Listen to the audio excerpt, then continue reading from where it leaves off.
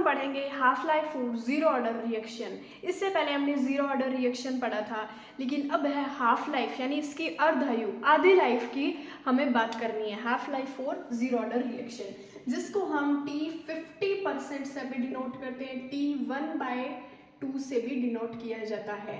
इसका क्या मतलब हुआ? T50 यानी आधा ही होता है, 100 का आधा कितना होता है? 50, एंड T1/2 यानी भी हाफ ही होता है। हाफ लाइफ के बारे में बात कर रहे हैं। जीरो ऑर्डर रिएक्शन तो हमने पढ़ा, समझ आया, कंसंट्रेशन पे डिपेंड नहीं करता ये वो।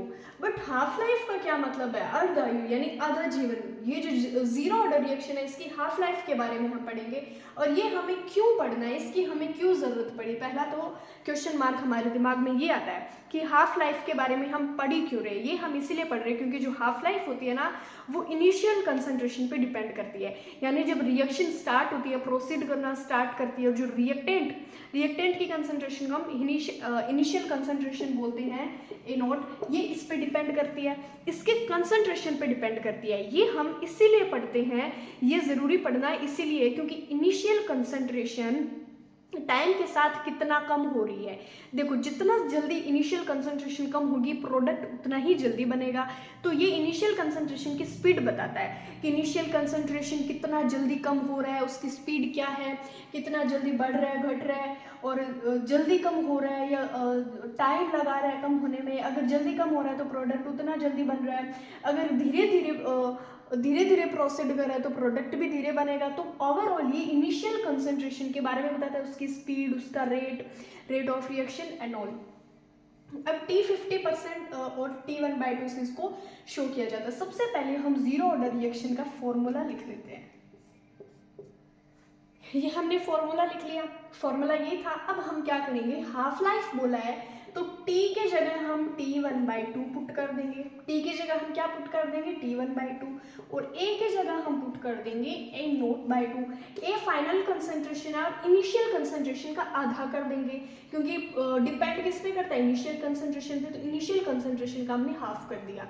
अब हम ये सब चीज़ें किस में पुट करेंगे? इस फॉर्मूले में पुट करेंगे। तो A0 माइनस A अपॉन में T, the put equation T and A in equation first. अगर मैं इसमें पुट करूं तो क्या आएगा? A0 तो एज इट इज रहेगा, A की जगह ये वैल्यू रख दी, और T1/2 हो जाएगा। अब मुझे वैल्यू निकालनी किसकी है? हाफ लाइफ की निकालनी है, तो T1/2 इधर चला जाएगा और ये K आ जाएगा इधर। पहले इसका एलसीएम लो, वही छोटी क्लास वाला प्रोसेस। एलसीएम लोगे, डिवाइड वगैरह होके ये 2A0, और ये डिवाइड होके 1 और 1 मल्टीप्लाई A0। ये बहुत सिंपल प्रोसेस है।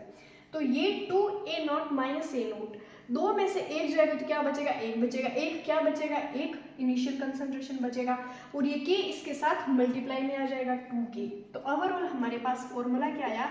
T1/2 is equal A0 upon में 2K। ये हमें फॉर्मूला मिल गया। यानी जो T1/2 है ये किसके डायरेक्टली प्रोपोर्शनल है? A0 के। अब अगर हम इसका ग्राफ बनाना चाहें, अगर हम इसका ग्राफ बनाएंगे तो A0 T1/2 का ग्राफ भी डायरेक्टली प्रोपोर्शनल का बनेगा।